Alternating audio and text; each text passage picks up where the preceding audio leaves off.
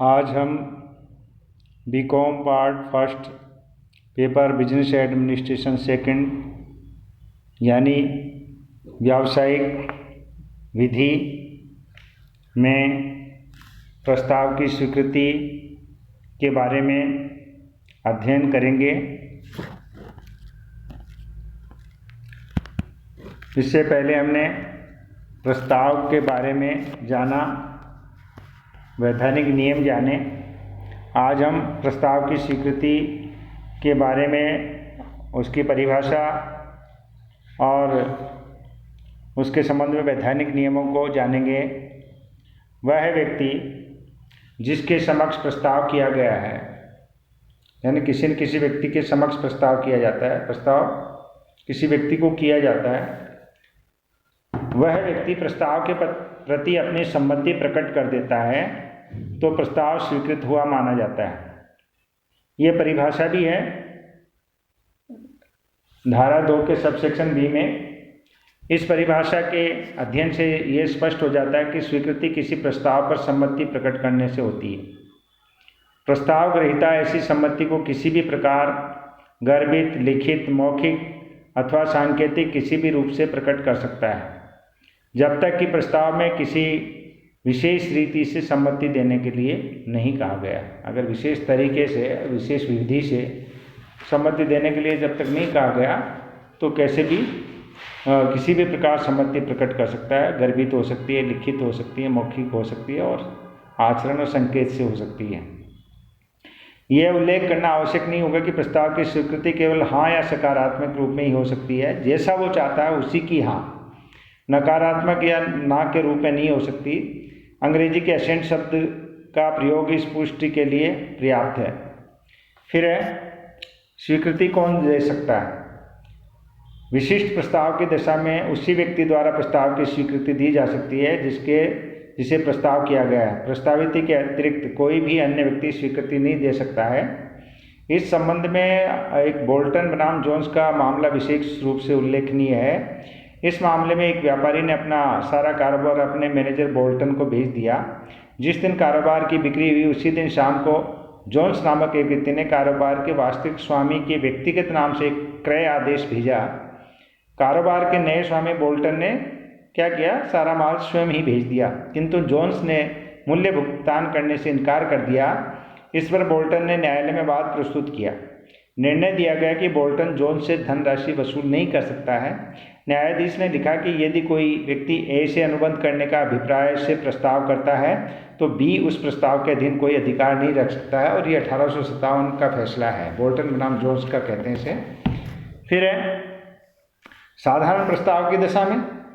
साधारण प्रस्ताव समस्त जनता या विश्व के समक्ष किया गया प्रस्ताव है, अतः ऐसे प्रस्ताव की स्वीकृति उस जनता में से कोई भी व्यक्ति दे सकता है। ऐसी स्वीकृति प्रस्ताव की शर्तों का पालन करके दी जा सकती है। कार्लिल बनाम कार्बोलिक स्मोक बार कंपनी का मामला जो है वो मैंने पहले भी आपको बताया था, वो विशेषताओं में बताया गया था, तो वो पहले आपको समझा दिया गया। उसमें यही कहा गया कि आचरण द्वारा भी स्वीकृति दी जाती है। और स्वीकृति का प्रभाव क्या होगा, प्रस्ताव की स्वीकृति हो जाने से प्रस्ताव क्या बन जाता है, वचन बन जाता है, किंतु जब तक स्वीकृति नहीं दी जाती है प्रस्ताव का कोई महत्व नहीं है। इस प्रकार बिना प्रस्ताव की स्वीकृति देने का कोई महत्व नहीं है, और अकेला प्रस्ताव अथवा अकेली स्वीकृति प्रभावहीन, अक्षम अथवा शक्तिहीन है। जब तक वे अलग अलग रहते हैं ठहराव का निर्माण नहीं कर सकते। लेकिन जो ही प्रस्ताव की स्वीकृति दे दी जाती है दोनों पक्षकारों के बीच ठहराव का जन्म होता है। यदि यह ठहराव वैध होता है तो दोनों पक्षकारों को एक दूसरे के विरुद्ध कुछ न कुछ कानूनी अधिकार प्राप्त हो जाते हैं, जिससे ये दोनों पक्षकार एक दूसरे को अपने अपने दायित्वों को पूरा करने के लिए बाध्य करते हैं। और विलियम एंसन लिखते हैं कि स्वीकृति के प्रभाव को स्पष्ट करते हुए वो कहते हैं कि प्रस्ताव के लिए स्वीकृति का वही महत्व है जो बारूद की गाड़ी के लिए जलती हुई दिया सलाई का। इसका परिणाम कुछ ऐसा होता है कि जिसे पुनः पूर्व स्थिति में नहीं लाया जा सकता है। लेकिन ये भी है कि बारूद को भीगने के लिए पड़ा रहने दिया जाए या बारूद को गाड़ी को दिया सलाई लगाने से पहले ही हटा लिया जाए तो विस्फोट होने से बचा जाता है। उसी प्रकार प्रस्ताव को जो ही स्वीकृति दी जाती है तो प्रस्ताव ठहराव बन जाता है और जिसे पुनः प्रस्ताव नहीं बनाया जा सकता, किंतु स्वीकृति देने से पहले प्रस्ताव का खंडन करके अनुबंध का जन्म होने से रोका जा सकता है। ये स्वीकृति के क्या होते हैं, परिणाम होते हैं। स्वीकृति का क्या प्रभाव होता है वो मैंने आपको बताया स्वीकृति होने से। अब इसमें है वैधानिक नियम। स्वीकृति के संबंध में वैधानिक नियम। स्वीकृति वैध होने के लिए वैधानिक नियमों का पालन करना आवश्यक होता है। कुछ नियम अनुबंध अधिनियम में दिए गए हैं तथा कुछ नियम समय समय पर जो निर्णय दिए गए हैं उनके द्वारा हुए। तो इसमें पहला क्या है, स्वीकृति पूर्ण अथवा शर्त रहित होनी चाहिए। वैध स्वीकृति के संबंध में प्रथम नियम ये लागू होता है कि स्वीकृति पूर्ण एवं शर्त रहित होनी चाहिए। और ये भारत के उच्चतम न्यायालय के भूतपूर्व न्यायाधीश S.S. सीकरी ने भी इस मामले में विचार व्यक्त करते हुए लिखा कि स्वीकृति पूर्ण एवं शर्त रहित होनी चाहिए। सशर्त स्वीकृति विधि की दृष्टि से कोई स्वीकृति नहीं है, ठीक है। तो उसमें आप शर्त प्रस्ताव में रख सकते हैं लेकिन स्वीकृति में कोई शर्त नहीं रखी जाती है। और इस संबंध में अगर शर्त युक्त है तो वो क्या प्रति प्रस्ताव बन जाएगी और मूल प्रस्ताव समाप्त हो जाएगा और प्रति प्रस्ताव बन जाएगा।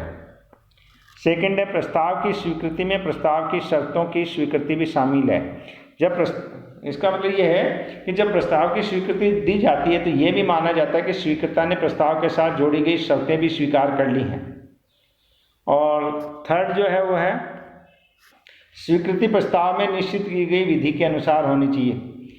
यदि प्रस्तावक ने प्रस्ताव की स्वीकृति की कोई विशेष विधि निश्चित करती है तो प्रस्ताव की स्वीकृति उसी विधि से दी जानी चाहिए। यदि स्वीकृता किसी अन्य विधि से स्वीकृति दे देता है तो प्रस्तावक निर्धारित विधि से स्वीकृति देने पर जोर दे सकता है। यदि प्रस्तावक निर्धारित की गई विधि से स्वीकृति देने पर जोर नहीं देता है तो वह अन्य विधि से दी गई स्वीकृति के लिए बाध्य होगा। जैसे S B से एक प्रस्ताव करता है जिसकी स्वीकृति तार से देने के लिए कहता है, B साधारण डाक से स्वीकृति भेज देता है। यदि S उचित समय के भीतर तार से स्वीकृति देने हेतु जोर नहीं देता है तो वह डाक से प्राप्त स्वीकृति के लिए बाध्य हो जाएगा। फिर है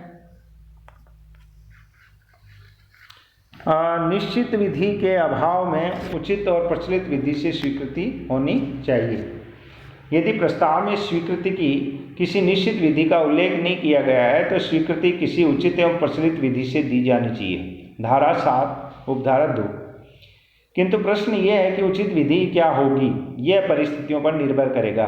किंतु सामान्य परिस्थितियों में डाक द्वारा स्वीकृति भेजी जा सकती है और ऐसा करने से स्वीकृति वैध मानी जाती है। किंतु यदि प्रस्ताव तार द्वारा किया जाता है तो स्वीकृति भी तार द्वारा ही दी जानी चाहिए। व्यवहार में यही होता है।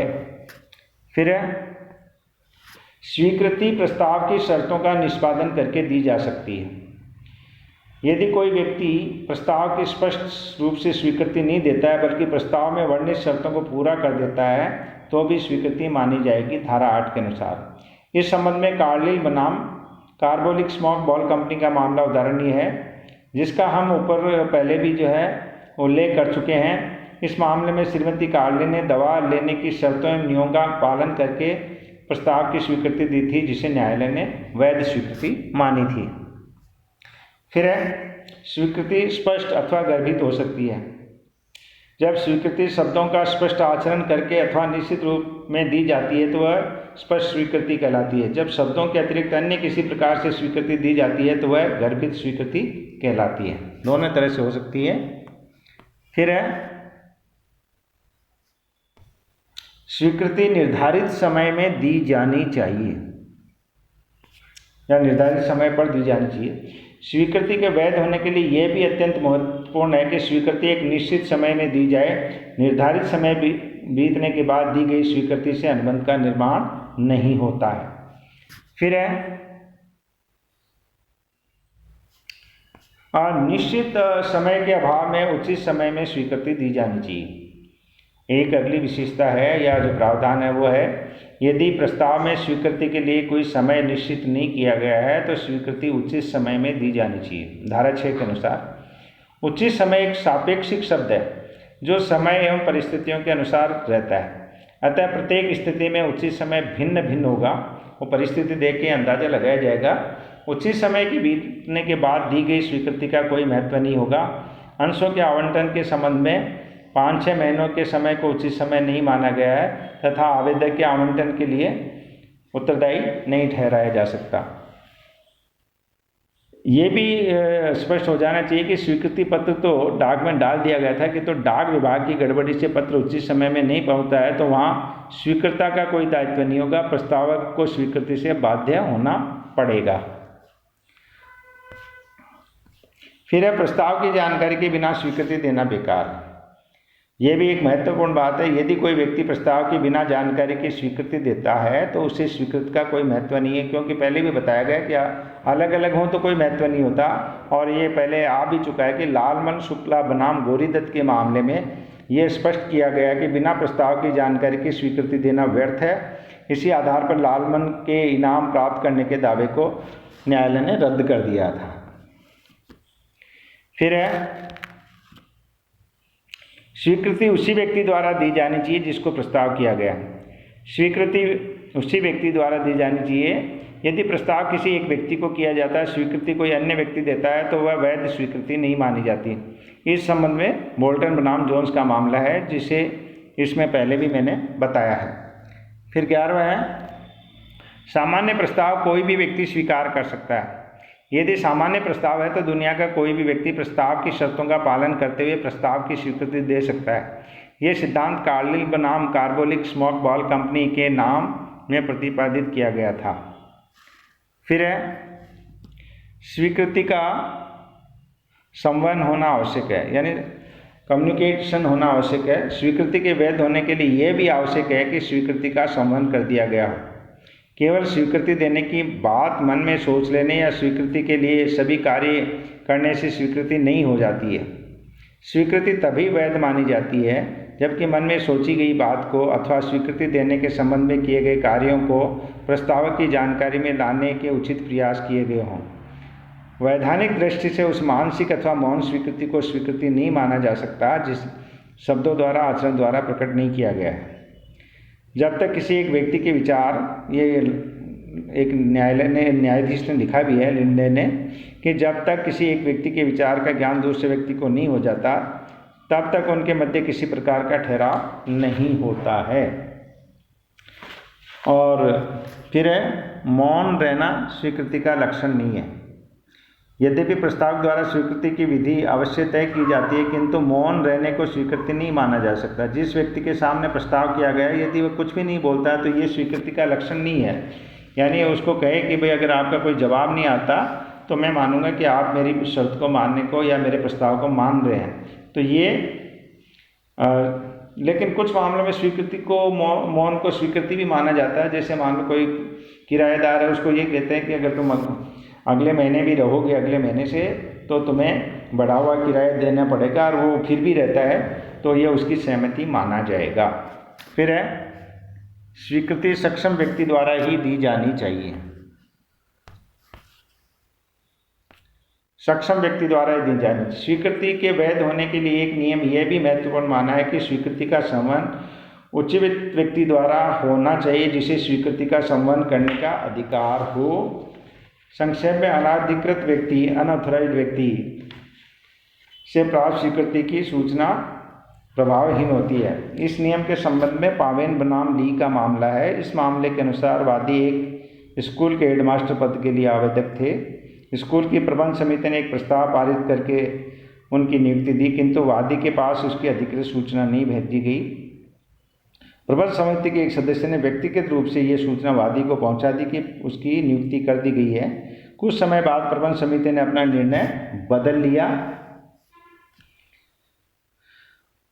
और दूसरे व्यक्ति को नियुक्त करने का प्रस्ताव पारित कर दिया और इस पर वादी ने न्यायालय में अनुबंध भंग करने का वाद प्रस्तुत किया। न्यायालय ने निर्णय दिया कि प्रबंध समिति की ओर से अधिकृत सूचना के अभाव में यहाँ कोई अनुबंध नहीं हुआ। ठीक है। फिर है औपचारिक अनुबंध की शर्त पर स्वीकृति वैध नहीं है। यदि स्वीकृति देते समय यह शर्त लगा दी जाती है कि अनुबंध या औपचारिक अनुबंध बाद में किया जाएगा अथवा वकील द्वारा परामर्श करके अनुबंध किया जाएगा तो उसे वैध स्वीकृति नहीं माना जाता है। ऐसी स्वीकृति से पक्षकारों के बीच अनुबंध का निर्माण नहीं होता। इन शब्दों के प्रयोग से ऐसा प्रतीत होता है कि पक्षकार जब तक बाध्य होना नहीं चाहते तब तक कि औपचारिक अनुबंध पूरा न कर रह जाए। फिर कुछ और बातें हैं जो प्रस्ताव पर स्पष्टीकरण मांगना वह स्वीकृति नहीं है। और ये सब जो है इसके संबंध में प्रावधान थे। धन्यवाद।